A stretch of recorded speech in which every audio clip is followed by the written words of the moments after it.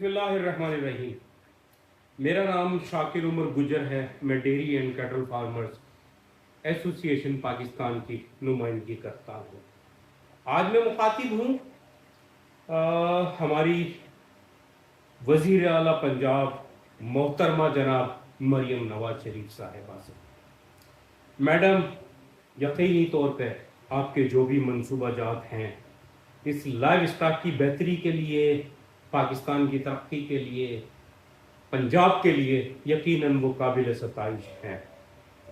पर मैडम, मैं यहाँ सिंध से आपसे मुखातिब हूँ और मैं इस सिंध का बेटा हूँ, इस कैटल कॉलोनी भैंस कॉलोनी का बेटा हूँ। मैडम, चूंकि हम इस भैंस कॉलोनी को बसाने में 1965 में मेरे आबा व अजदाद शामिल थे, तो इस सेक्टर की खराबी से सबसे ज्यादा हम लोग वाकिफ हैं और मैं आपको उसकी आगाही देना चाहता हूं कि आपका जो हालिया मंसूबा है 10 लाख मवेशियों की एक्सपोर्ट का या वैल्यू एडेड प्रोडक्ट्स का, तो वो यकीनन इस मुल्क की माशी तरक्की के लिए है, लाइव स्टॉक सेक्टर की बेहतरी के लिए, किसान की बेहतरी के लिए।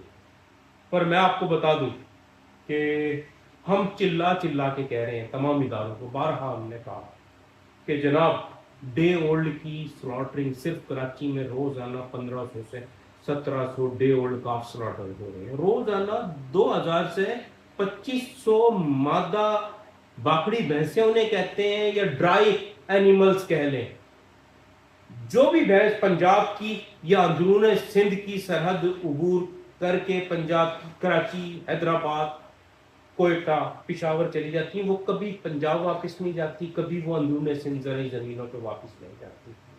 वो कीमती एसेट जो मजीद 10 बच्चे दे सकते हैं, उन्हें 270 डेज बाद स्लॉटर करा दिया जाता है। तो यकीनी तौर पे ये बात तो समझने की है कि अगर हम उन पैदावारी फैक्ट्रियों को स्लॉटर करा देंगे 270 दिन में, जवान मादा भैंसों को, गायों को, उनके डे ओल्ड काफ को पहले दिन स्लॉटर करा देंगे, तो यकीनन मुल्क की तरक्की के तमाम मंसूबाजात धड़ाम नीचे आके गिरेंगे।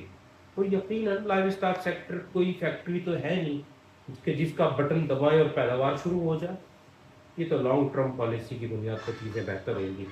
तो बहुत ज़्यादा ज़रूरी मैडम ये है कि आप हमें सुनें, हमारी चीज़ों को देखें, जिसमें हमने बारहा आप लोगों को पुकारा है, मुताल्लिका महकमा जात को पुकारा है कि जनाब डेयरी एनिमल्स को बीफ ब्रीड के तौर पे शहर की गोश्त की ज़रूरियात पूरी